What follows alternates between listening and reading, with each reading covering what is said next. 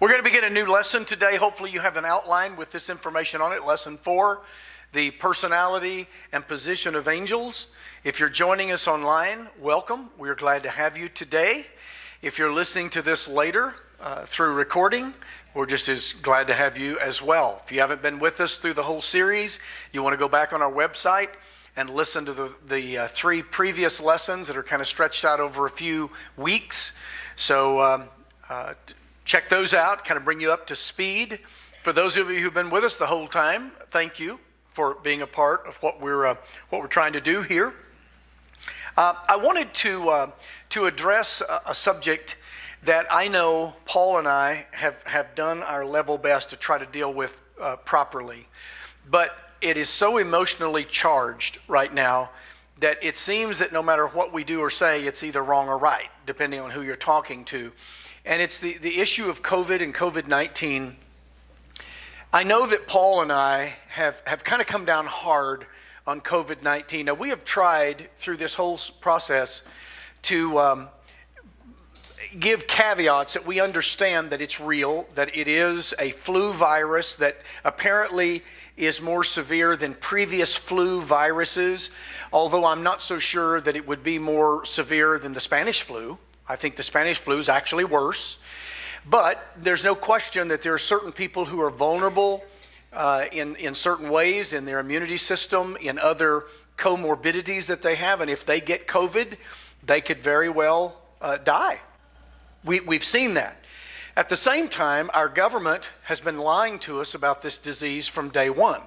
I don't have time this morning to go in all the things, but Paul and I have tried to cover this. This is the first, in my lifetime at least, politically correct illness. This is the first time that I've seen the government use an illness to crack down on constitutional rights. That's the reason that Paul and I have been so outspoken. We don't mean to sound insensitive to those who are battling with COVID. You realize that across the board, there's basically a 99% recovery rate of COVID. That's something that most news stories do not tell you. When they give you the test results, they don't tell you how many false positives there are. They don't tell you about people like Elon Musk, who went on the same day to get tested 4 different times to 4 different places because he suspects, and he's not right about everything, but he's a brilliant individual. He suspects that there's either inconsistency or something going on that's fishy. If you read the story, he got 2 positives and 2 negatives on the same day, 4 different places. One pop star went to get tested. The right nostril was positive, the left nostril was negative. This is the reason why Paul and I have probably come down so heavy on COVID-19. I believe the whole thing was a setup to do with the election, what we've just witnessed. It was the excuse to use to do all of these mail-out, mail-in ballots. That is where most of the cheating took place. The other area of cheating was, of course, in this Dominion software that is flipping votes. And now, according to Sidney Powell, who has an impeccable legal record, she says it's been used for years in other countries and has flipped umpteen elections in other countries.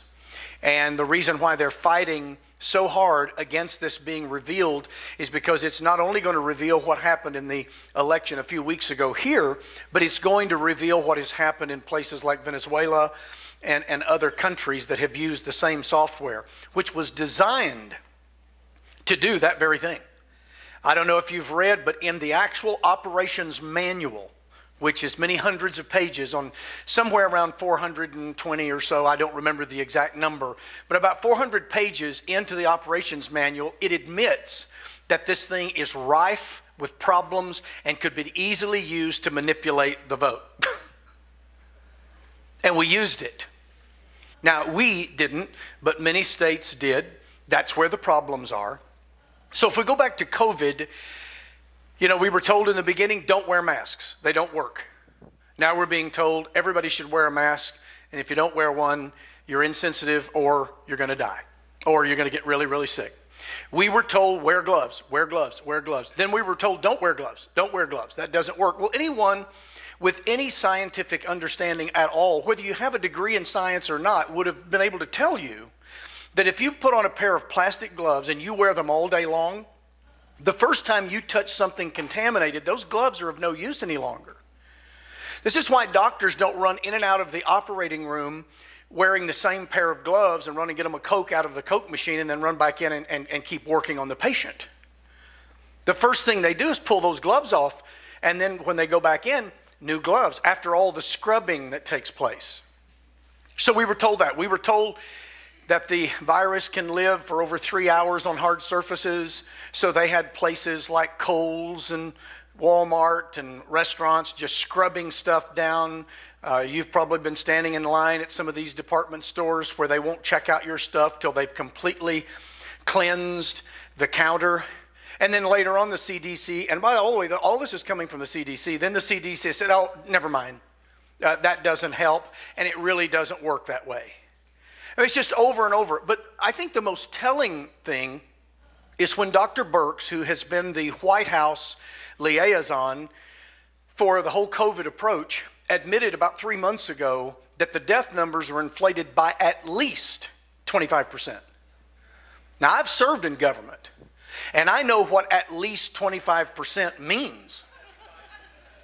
It's just like when Barack Obama said you can keep your doctor, you can keep your insurance plan. Millions of people kept neither. Okay? So I know what government speak is. So when they're willing to admit publicly that the death numbers are inflated by at least 25%, I personally believe, with some authority and validity, that it's probably closer to 40% or so. We all have heard anecdotal evidence, and yet some of it's no longer anecdotal because the families have actually gone public. Their stories have been out there over the last 6 or so months of family members who died of dementia, or who died of terminal cancer, or gunshot victims who died, or people who were killed in car accidents, who had to go to court to prove that they were not COVID-19 deaths. Now, maybe they had COVID, but everyone around knew that what killed them was their terminal illness that they would have died with anyway. The hole in the middle of their forehead probably contributed some to their death. So over and over and over, we've seen this. Now, we are the recipients of tyranny that we've learned to accept. Now, when I say we, I don't necessarily mean all of us in this room. But we are allowing mayors and governors to suspend constitutional rights, unalienable rights. Now, when do unalienable rights cease to be unalienable? What is the circumstance under which rights that are unalienable become suspendable? And who has the authority to do that? Right, and Charlie, the answer is none. No matter how severe the situation is. I look at our response to COVID, and I think, what would the generations that preceded us have been like? And what would the country be like today had they responded to the pandemics of their day like we're responding to this one? My great-grandmother, who suffered through the Spanish flu epidemic, who, as I've told you, went to the cemetery to bury one of her young children on her way back, not knowing if the other child that also had it would be dead, and she'd be going right back to the cemetery to bury that child too. That's unspeakable grief that I don't even understand. I can't even imagine it. What if they had just rolled up in a fetal position and stopped? What if we'd shut the economy down then? Spanish flu is actually far more lethal than COVID-19. Now, a little interesting figure. For the past 2 weeks since the election, they've been throwing out the number of people in hospitals. I realize that this thing ebbs and flows. They've told us all along that this disease would do like all others. It'll spike, and then it'll kind of trough, and then it'll spike. Guys, this is the same way that types A and B flu does. It's the same MO. We're in a spike right now. They try to blame it on everybody, but the people that they like, they exempt them. Governor Newsom in California, I was reading last night, has exempted all of the entertainment industry from all of the restrictions placed on everybody else. He deemed the entertainment industry essential service, but not church. It's a fact. So we watch what's going on. They say, well, the hospitals are being filled up. Well, we were on a conference call with Governor Stitt at the beginning of this. One of the reasons why we stopped having services for about 4 weeks is because at the early onset, we didn't know what we were dealing with. We didn't want to expose unnecessarily people to something that was just going to kill us, like some kind of Ebola virus. And from what we were being told, we might be staring at something like that. Governor Stitt told us then, now that's way back, that the state had over 2,500 beds available if we needed them. When everybody was screaming, the hospitals are going to be overrun. My brother is close personal friends with one of the greatest neurosurgeons in America. He works in Fort Smith, Arkansas. He reattaches limbs that have been completely severed. He can actually go in, reconnect tendons, muscles, and some nerves, and give that person some quality of life. They fly patients in from all over the country and the world to Fort Smith, or fly him there to work on these people. It's unbelievable. This guy's just brilliant. He said in Fort Smith, Arkansas, through this first, the hospitals are going to be overrun story, he said, had I not had a cache of money put back in my office, because my personnel are not just nurses and PAs, they're very specialized, they're very difficult to find. He said, I couldn't lay them off because if I did, I probably could never replace them. That's not to say that other kinds of nurses and PAs are not important. You know what I'm saying. So he said, I was able to keep them on the payroll, but I would go to the hospital, and he said, the only surgeries I was allowed to do, I could not treat any of my other patients. I could only do surgeries of these trauma cases. But he said, when I was in the hospital, tending to someone who had gotten their arm severed off, or a hand or a finger or whatever, he said, I walked through the vast hospitals in Fort Smith. And I know it's hard for you to believe that in Fort Smith, Arkansas, they have large hospitals, but they actually do. There's a lot of cattle and horses in parts of them. But anyway, he said, I would walk through these vast hospitals where they were screaming, we're going to be overrun, and the hospitals were empty with about 25 beds in them. Now, their beds were all still there, but 25 patients. They play games with us in that they cordoned off certain areas for COVID patients, which are smaller than the hospital's actual ability to absorb patients, and then tell us, well, it's full. Well, sure it is. That small area is full. But let's just take the numbers that they've been throwing out over the last few weeks in Oklahoma. Somewhere between 1,400 and 1,500 are in critical care. Now, they'll sometimes slip and say some of them have COVID, some of them we suspect. Guys, right there is a dog whistle. We suspect. Okay, it's like all these false positives. But do the numbers. If Governor Stitt was telling us the truth that back in March when we were in that conference call with him, we had over 2,500 beds available if we needed them. Obviously, we'd have to make special arrangements, but if we needed them, they were available. Even if we're at 1,500 critical care, well, that's still 1,000 beds based upon the numbers he gave us back in March. But let's look at another number. Oklahoma has a population of 4 million. Do you know what 1,500 is out of 4 million? It's 4/100ths of 1%. Now, I want you to think about that number. It's 0.04 of 1%. That's not even 0.5%. That's 4/100ths of a percent. Now, of course, one could always say, well, this thing's about to just go out across the state like prairie fire. Well, I guess any kind of illness could do that. History shows that typically doesn't happen. We now have some 6 months of this. The doctors are far better treating this thing now than they were. Many doctors have come out and actually said that some of the early deaths were because of the ventilators. Not because they couldn't get ventilators. Do you remember the story in New York? Cuomo kept screaming and yelling, we need thousands and thousands of ventilators. So the president moved heaven and earth, delivered all those ventilators. They only used a fraction of them.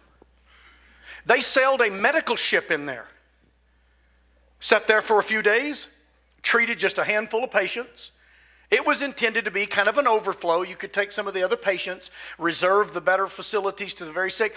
They finally sailed it away in a week or so because it was unnecessary. Franklin Graham with Samaritan Ministry set up a tent hospital city in Central Park, fully equipped to deal with patients that were not as critical so that they could free up the beds for this critical wave that was coming. They criticized him to no end. Finally, the New York citizens told him to take his tents and his hospital and get the heck out of New York City. They treated hardly no one. They were there well over a week. The greatest number of deaths were from the nursing home patients that were exposed because Cuomo forced them to take all of these COVID patients from other places. The government tells us over half of the numbers of those who have died of COVID are nursing home patients. Now, does that minimize their death? No, of course not. But that's not the general public. But see, when they just throw these numbers out and they don't give us any kind of context or perspective, this is why Paul and I. So right now, you got preachers like John MacArthur who are having church with the threat of being put in jail while the entertainment industry is essential. You have one church in California that's already been fined $100,000. That's not MacArthur's church, that's a different church. This is what is going on. This is the reason that Paul and I have responded the way we have. Our heart goes out to those who have COVID. We've had about 4 or 5 people here in the church that we know of that actually had COVID. They have all recovered. Most of them were well beyond 50 years of age. 2 came from our church in Liberty Church, and they're way beyond 50. And they weren't hardly sick at all, but they had it. And they're fine. Now, you say, well, Dan, it could have gone the other way. Of course it could. Again, we're not trying to minimize that.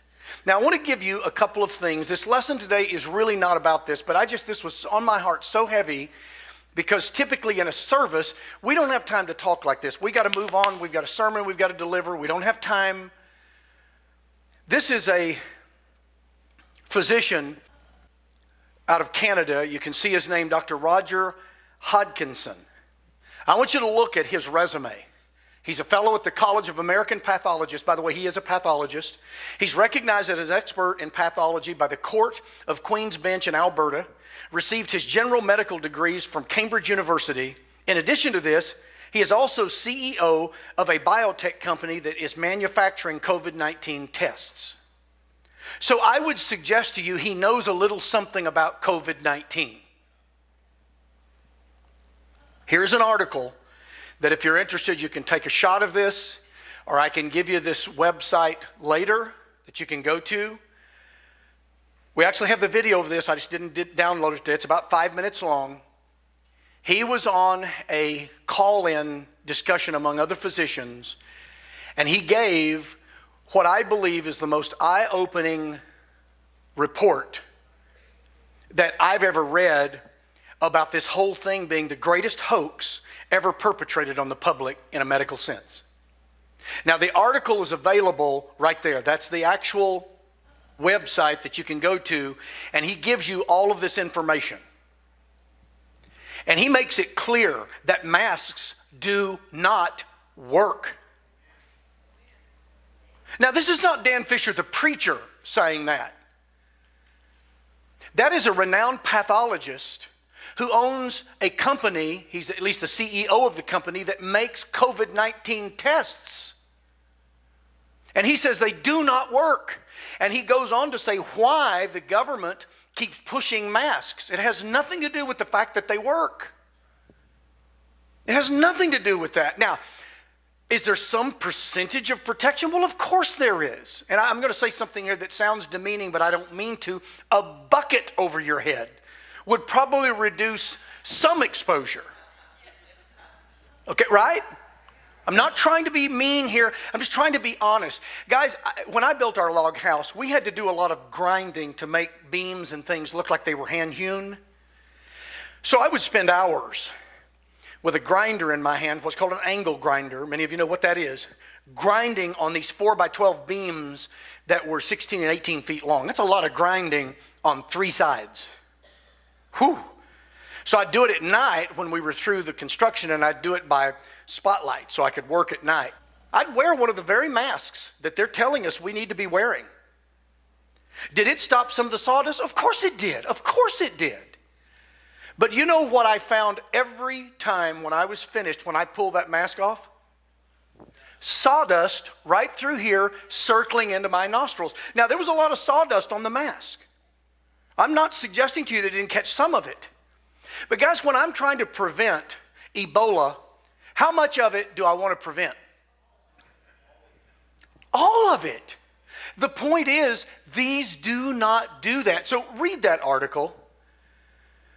Not from me. Now, he's just one of many who have credentials like this, but I just wanted to lay that before you. Then I wanted to give you another article. Now, this website is incredibly long, but all you have to do is type in the title and www.dailywire.com, and it'll pull the rest of that incredibly long website up.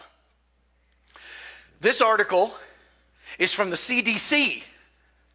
This article is quoting the CDC director. He says that our safest places in America are our schools. This is the CDC. It's not Preacher Dan. And he's telling us that closing these schools is nothing more than an emotional response. Now, I'll put it in Dan lingo, scaredy cat response. I believe America has become a bunch of cowards. Now, what if it couldn't be prevented? Now, by the way, in that previous article, Dr. Hodgkinson says that this disease cannot be contained. He flat out says, we cannot contain this. He says every lockdown will only work until we end the lockdown. Any precautions that we take will only help us some until we quit doing that.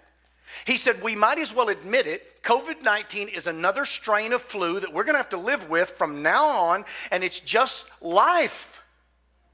That's what the CDC director is saying. And yet what's happening all over the country in schools, even in Oklahoma, locked up tighter than a drum because mayors and governors and school boards, now thankfully our governor has not done this, are shutting schools down. Teachers' unions. But here's the problem, guys. There's a backside to all of this. Kids are having all kinds of emotional problems. Child abuse is way up. They're falling way behind. Their social skills are hurting because they cannot mingle with other children. Adults are committing suicide at an alarming rate. Small businesses have gone out of business that will never, ever return. Some are saying that if we don't do something about this pretty quick, all that will be left is the big box stores. It's all be left. Everything else will be gone. If we do one more shutdown, and Biden has said if the officials, well, which officials? I was arguing back and forth with Mayor Holt of Oklahoma City a few months ago. He said, well, the officials. I said, Mayor Holt, which officials? Because I can quote officials with just as many degrees and just as much of a reputation as your officials. In fact, some of them have greater credentials than your officials. And I told him just because someone has a government job doesn't make them an authority. I said, believe it or not, I was as smart as I am now before I was elected, and maybe I'm dumber now that I served in the legislature. This idea that because they've got a government job, they know more than everybody, it's ridiculous. Hydroxychloroquine and these other medications, many of them have been used for decades. And yet they use this social signaling and actually ridicule doctors and other individuals if they dare to suggest that hydroxychloroquine could help. Cindy Blair, I hope she doesn't mind me saying this. Forgive me, Cindy, if you do mind, uses it with a disease that she battles with.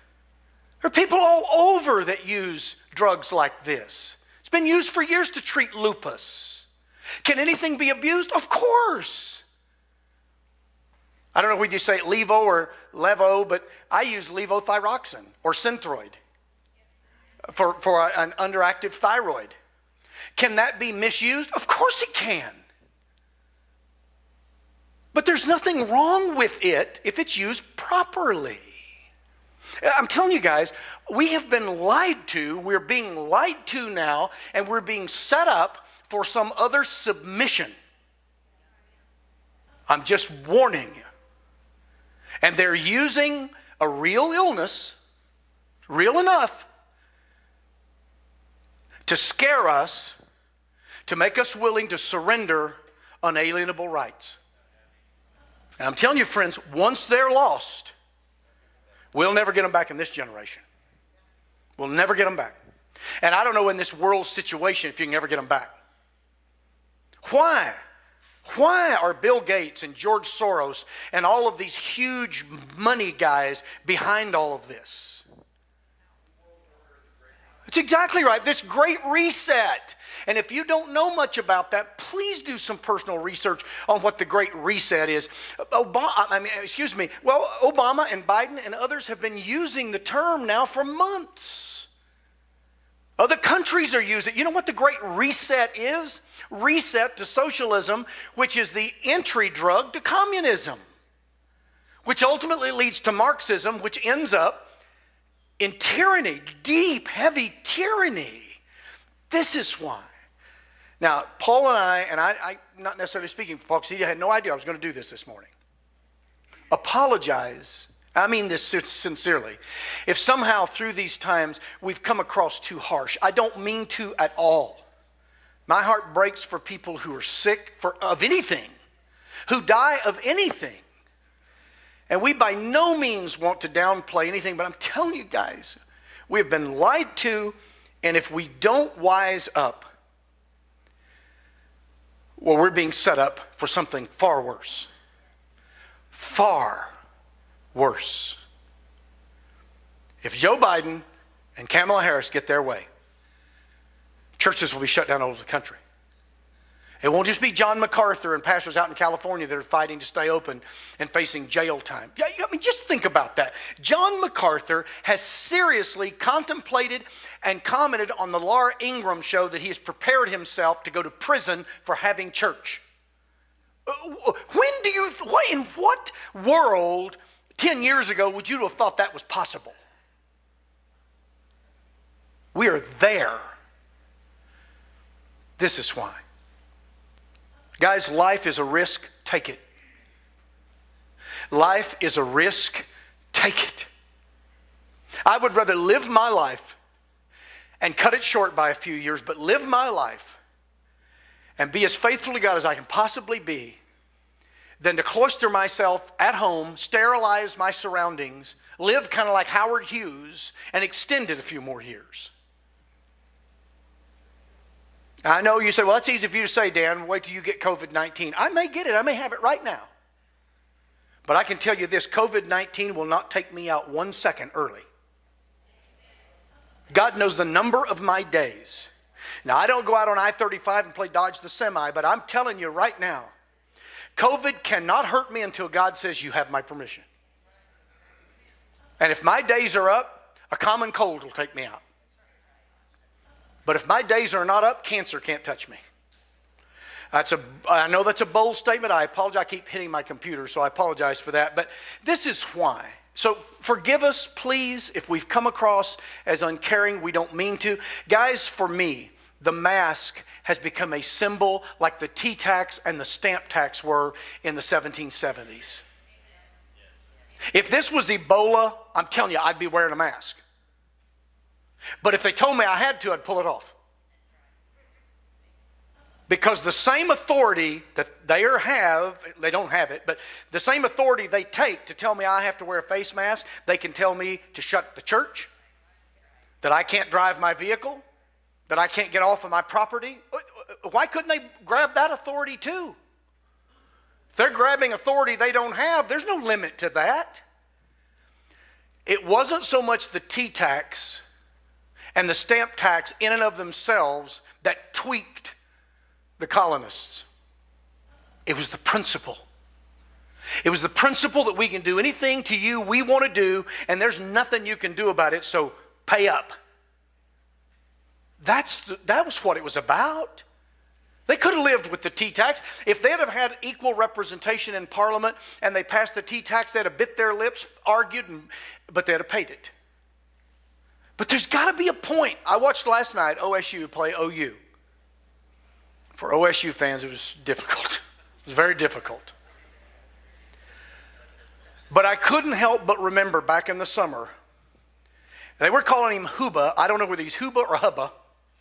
Chuba, Hubba Bubba, whatever. Forgive me. But you remember when he told his head coach what shirt he could and couldn't wear? Now, he has every right to say that. But coach, golly, I'm telling you, I'm a retard. I don't know what in the world's going on here.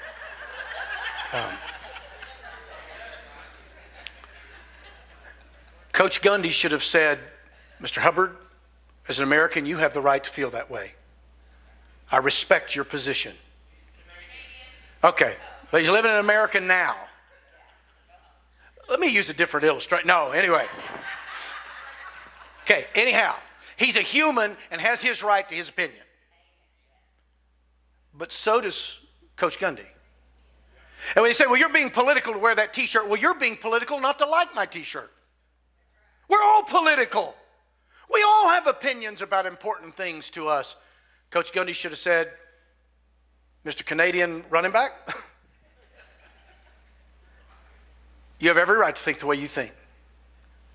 Thank you. But I'm the head coach.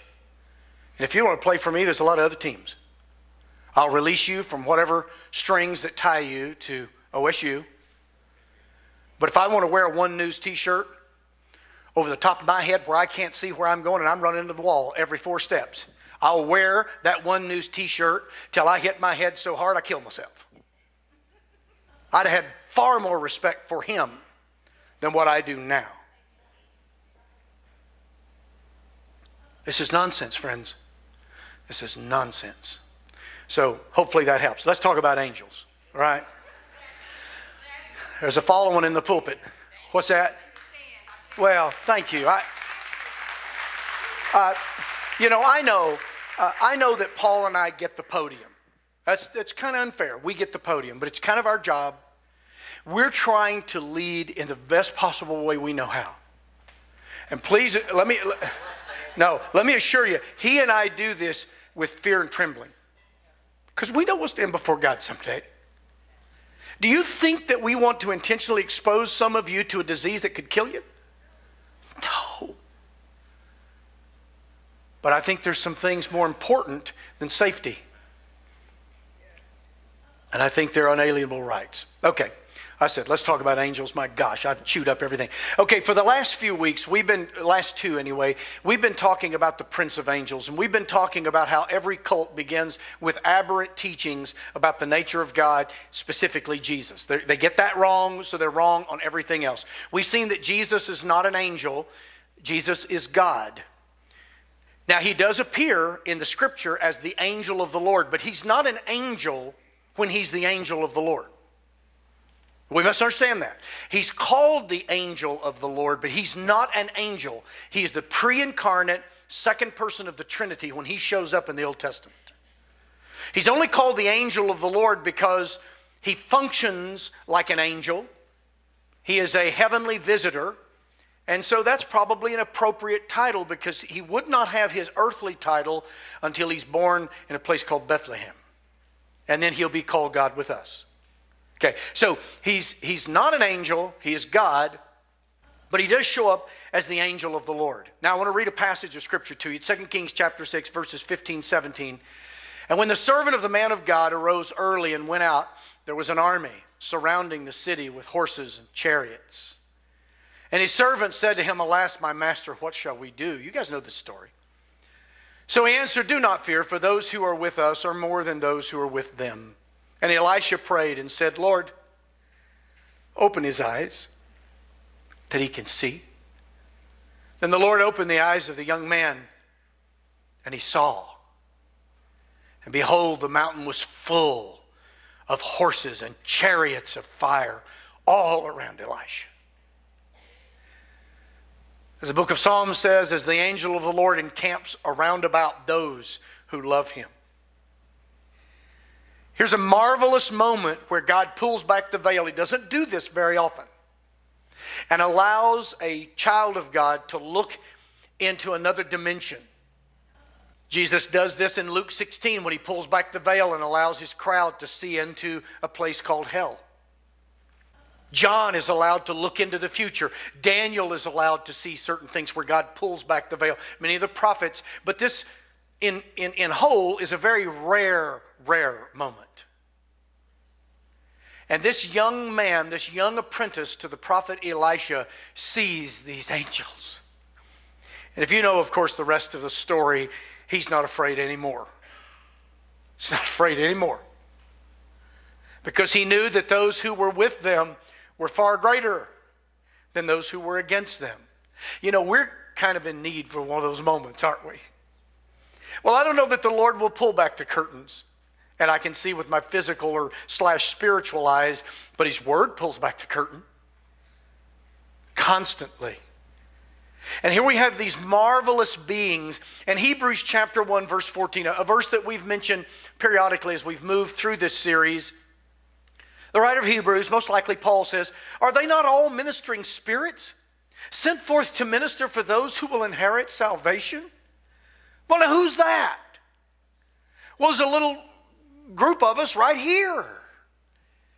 These angels are ministering spirits sent forth to minister on our behalf. On our behalf. Can you imagine what you would see if the Lord gave you one of those Elisha servant moments for just 30 seconds? Now, part of what we'd see would terrify us. Demons, all kinds of stuff going on. We'll see that in another few weeks when we get to Daniel. But you'd also see that those who are for us are far greater. As Paul says, if God is for us, does it matter? I'm paraphrasing. Does it matter who's against us? Well, the answer's rhetorical. We know the answer. You don't have to even study to know the answer. The answer's no, it doesn't matter. Okay, so let's begin this discussion today that you just received an outline of, and I just took way too much time on the other deal. I apologize. But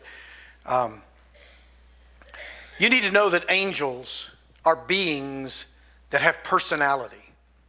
We're not talking about blind robots who are just programmed by God and they just do what they're programmed to do. Oh, they are programmed in that God has a design for them. He has a ministry, a mission for them. But they're not blind robots who just do just what God says, but then once they've accomplished it, they walk back in, if you remember Star Trek, the Borg, and they plug into the wall and await their next mission. These are beings with personality that we're talking about here. Now, the components of personality are very simple, but you have to have all three of these to have personhood. Number one, you have to have intellect. So plants do not have personality, have no intellect. You have to have emotion. Intellect without emotion is a robot, is a computer to a degree. And then you have to have a will. You have to be able to take that knowledge, motivated sometimes by that emotion, understanding the ramifications, and make choices. Now, do the angels have this? We know we do. We know we do, made in the image of God. We have these components, but do the angels have these three components? Well, let's begin our discussion here by asking, do they have intelligence? If you're in a typical Baptist church, the answer is no, there is no intelligence there. It is void of intelligence and maybe emotion as well.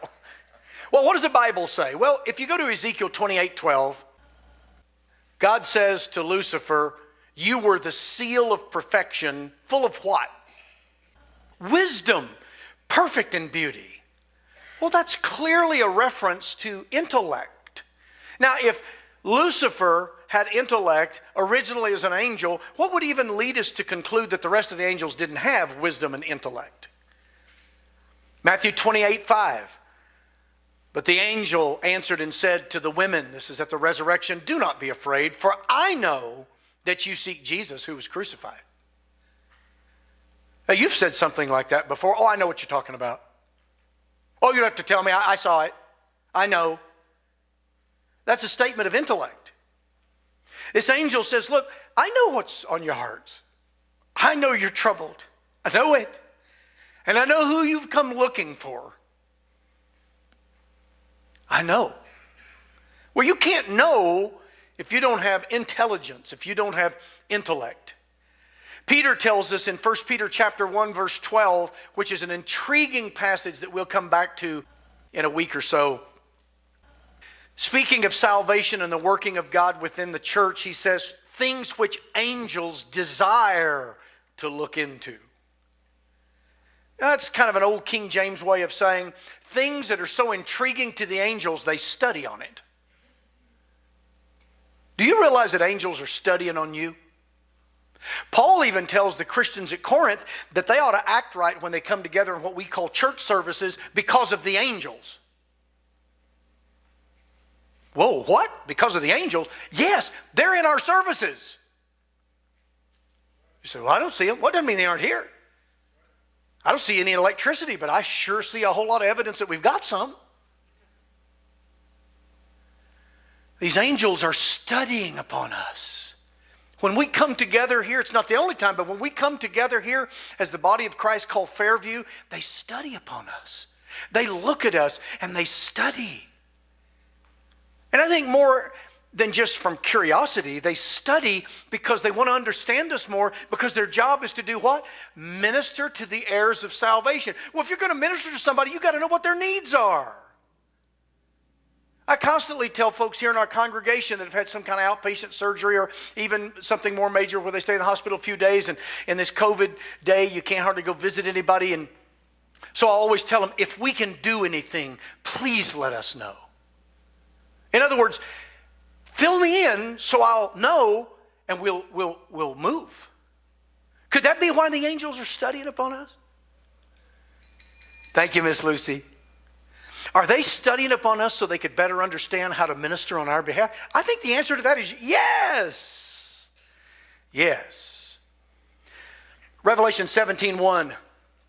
Then one of the seven angels who had the seven bowls, these are bowls of judgment. You really can't put judgment in a cereal bowl, but John is describing it like that. We could say bucket, container. He's picturing judgment in a container that's poured out. Came and talked with me, saying, well, things that don't have any intelligence don't converse with others. One of these angels, he said, came and talked to me. So when we consider these angels, and I realize that we are now out of time, but when we consider these ones that we're calling angels here, you've got to understand that you're dealing with beings who are persons. Now, we kind of vapor lock sometimes on that because we say, whoa, are you saying angels are us? Are you saying we're angels? No, but they're persons nonetheless. Peter says, cast all your care upon Jesus because he cares for you. We couldn't do that if he wasn't a person. In fact, the Bible says that's why he came as a person. In Philippians chapter 2, the Bible says he came, took on flesh, at least for two reasons, obviously to fulfill the will of God. But for one reason, he wanted to relate. He cares for you. He's got to empathize, not just sympathize, empathize. And secondly, you can't kill a spirit. So he had to take on a body so he could die. Because you can't kill an angel. You can't kill the second person of the Trinity. But you can kill his body.